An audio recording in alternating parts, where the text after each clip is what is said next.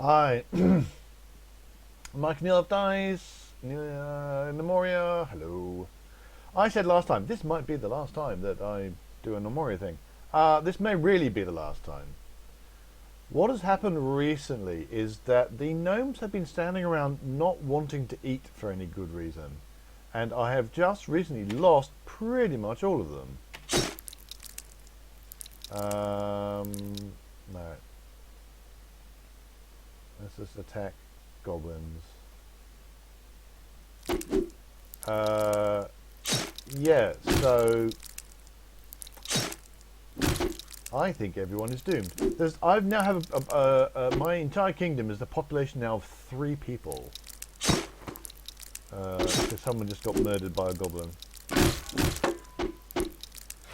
So this could be it. I had 5, and now the goblins have been murdering people.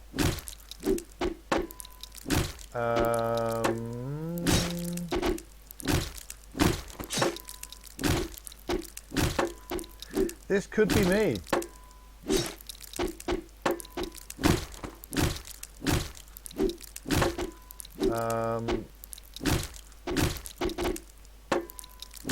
These guys got shields, which means they seem to be surviving slightly better.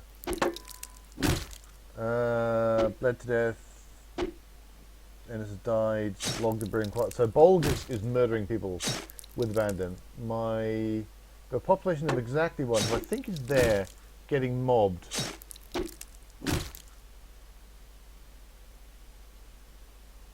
Oh, I don't know what.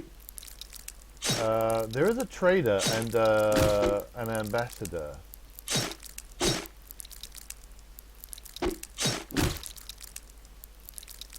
So I finally got a trader and an ambassador, but it's a bit too late because it looks like the goblins are going to murder me.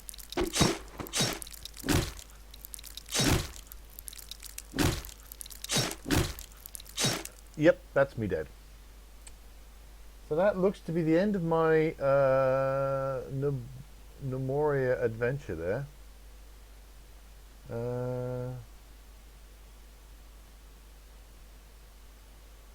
Dear me. One of the there are 2 basic problems. One is that I didn't have good enough defenses against goblins. Now that's fairly obvious. But part of that is because I did get a whole bunch of people starving to death. Can I expand this? A whole bunch of people starving to death, more or less at the same time.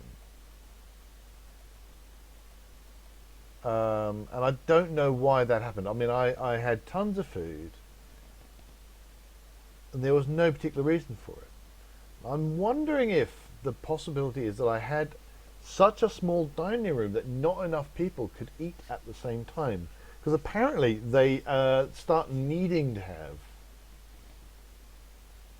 dining room, and then they won't eat without it. And I think that's why that maybe happened. So that is the end of my first Gnomoria. I'm not entirely sure what lessons I can learn from it. The possibility is that there is a. I mean, I've been reading up on this and trying to work out why my gnomes weren't eating, and I'm not sure what the problem was.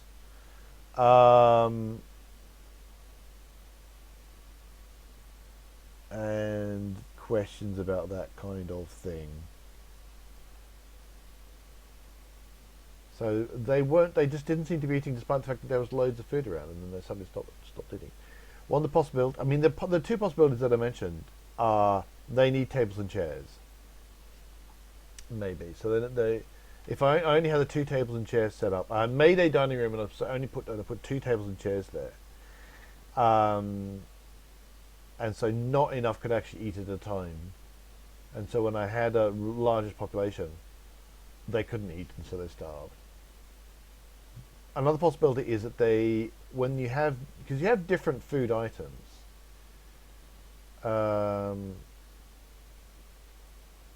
Food 94. But interesting. Food is only 37 according to Oh, that's not. I don't want stockpile. I want to say goods, and let's just go look at all my foods.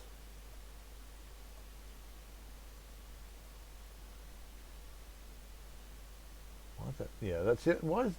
Yeah, that seems about right. 35 fruit and 2 meat. Um, I didn't set up wheat farming soon enough, maybe, and I needed, so I didn't have enough to get through. Now we're getting through to winter, 5th day of winter, so I wasn't growing anything anymore all of a sudden. But they also weren't harvesting, so it's very strange. So I had lots of fruit,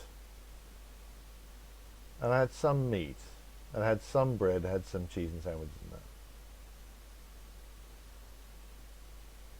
But they weren't eating it.